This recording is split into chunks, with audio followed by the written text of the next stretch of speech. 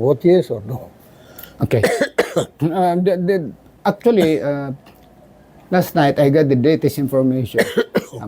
Baka magbago ang isip ni President Bongbong Marcos. Remember, kasi siya mismo nag-advise sa inyo, liderato ng BARMM, na I think it is better for you to seek election so that you can have greater mandate. This was explained by the Chief Minister in a media forum. So, granting that ituloy na ito, because as far as the COMELEC is concerned, itutuloy nila yan even minus the 7 seats from Sulu, unless prevented by a congressional action. Kasi it's only Congress that can postpone the election. But do you have time to do this and do that? Now, if this happened, maapekta naman sabi nilang the letter, spirit, and intent of the BOL or CAP na 80. Paano yun? So sabi naman ng other peace advocates, just for the sake na magkaroon sila ng mandato, why pursue, then the President, if interested, still standing by his commitment to support the Mindanao peace process, the MNLF leading the process, appoint siya ng 7 para madagdag doon sa 8. What can you say about this? It's totally in the hands of the Supreme Court. But for us, we are focusing on May 12 ba yun? 2025. Yeah, oh. Yan po kami focus sa election. And as to whether that will take place or how to make it happen, well, it's the call of the government. It's the call of the Supreme Court. But what we are zeroing now is the parliamentary election in 2025. Yeah. COMELEC, they said they will really pursue it. Sitting aside mo na yung 7. And sa kanila naggaling yung advocacy na, well, kung gusto sila talaga mapunuan yun, it's the President. May power siya, appointive eh. Wala na sa poder issue rito yata yung ano ng Supreme Court kasi may binahinos nila eh. So appointing would be... Anyway, moving on that. The regional elective posts, importante yan. So, continuity of the UBJP platform or agenda.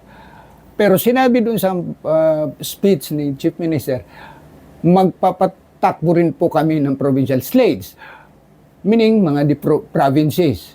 Kahit naalis na yun sa Sulu, itutuloy pa rin. I think it certainly Steno ang mag-ano ron.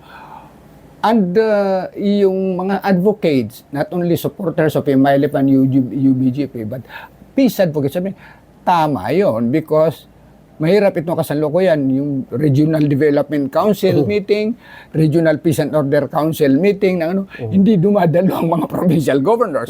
So you really have to cement everything para more effective. Now, what can you say about this? I'm not a lawyer, maybe like you, who is not also a lawyer.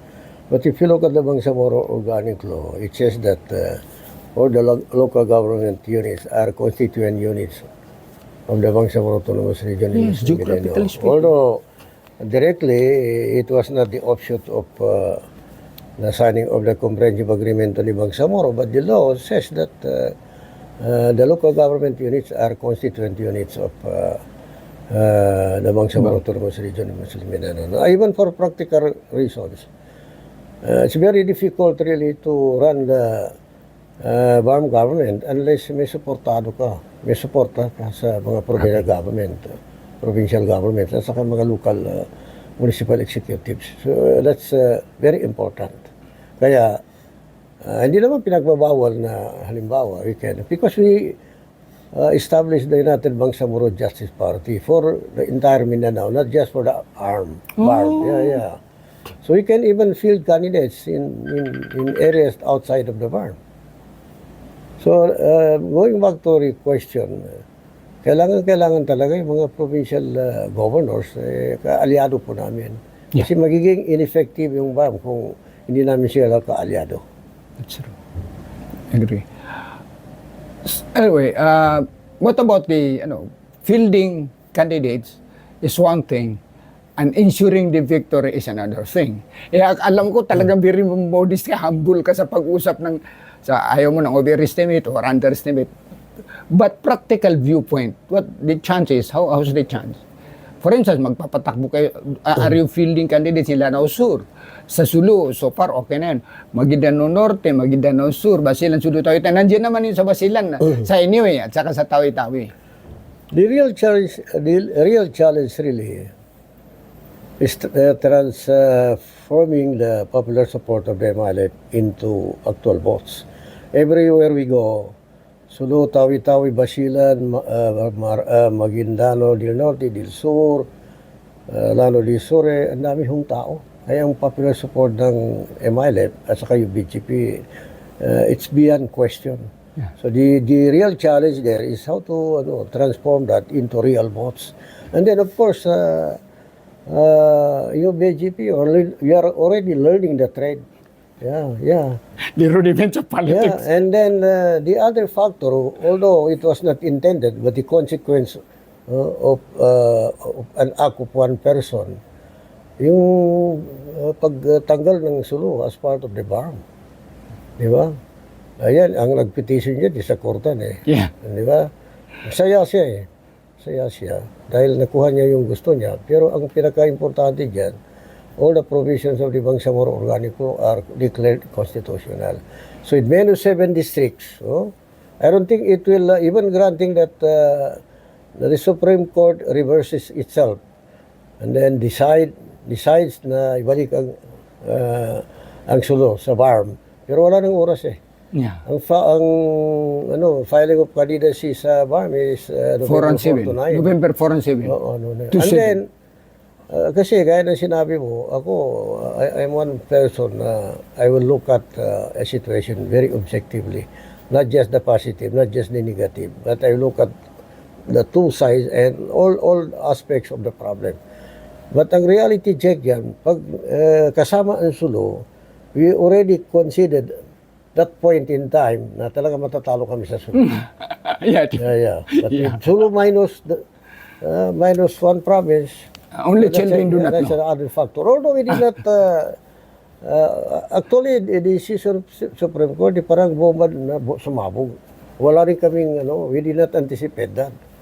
Actually, may mga rumors, mga loose talk na in-instigate ito ng UBJP para hindi na mag-qualify si Sakur. Sabi ko naman that's unfair because kahit naman nandiyan si Sakur, do you think BGC will just lord it over sa election ng UBJP? I don't think so. But alam mo, Brother Ali, even in politics, there is what we call the very effective effect ng psychological warfare. Yeah. Diba? Ibig sabihin granting na totoo, pero hindi naman talaga totoo. Na meron kami kabay doon sa, who am I? Who are we? Na may influence namin ng, yung decision ng Supreme Court, di ba? Yeah. At saka klaro naman yun ang gusto ni Sakur. Di ba? Nakuha niya yung sarili mo. Well, it's not for the public to know. Marami pa tayong panahon po na pag-uusapan because salamat for entertaining, giving them this ang inyong kabayan po na binibigyan tayo ng oras ng ating Education Minister. I always opt to tangle with him dahil pagka siya nag-explain ng bagay, very yung eloquently explained. And huwag po kayo mag-hesitate na bigyan patuloy pa rin kayong kakapanayamin ng DWIZ and of course sa Bangsamoro Press Corps. Ito si Dean Kadatuan pala is a member of the Bangsamoro Press Corps, kay officer of the Bangsamoro Press Corps. Parting words for this segment of our program, Sulong na Bangsamoro over DWIZ. Well, my parting and final words is really to look at the future with an affirmative mind. I know that there are many challenges, but what's important is that you know precisely what you want to achieve, And then you have to find ways on how to achieve that. About disturbances along the way, well, that's natural, but always focus on the objective. And once you understand fully well your objective and you know how to reach that point, I think these challenges are normal. And with the UBJP come into terms with reality that politics or election, after all, is not an easy undertaking. Unlike in giyera, in war, ang nakataya dyan, yung buhay mo. And then sa negotiation, siyempre, you have to really to understand the complexity of a negotiation. But ang importante doon, alam mo kung anong gusto mo and how to get it. And then, ito ang pinakamahirap because you are dealing with people as human beings. And human beings are essentially having that self-interest, you see? And hardly we are dealing with something that is precisely pursuing a common objective in dealing with other groups. It's always what's my interest. And then it is always the formula that I scratch your back, you scratch mine. Yeah. But for the MILF and United Bangsamoro Justice Party, the spirit of camaraderie, the spirit of common destiny are still there, still very strong. And of course, whatever we do, we invoke the name of Allah for guidance and for blessing. So let's hope that everything would be in place, and I also hope that the future would not be very bleak. With that, maraming salamat po sa inyong pagsubaybay sa ating palatuntunan.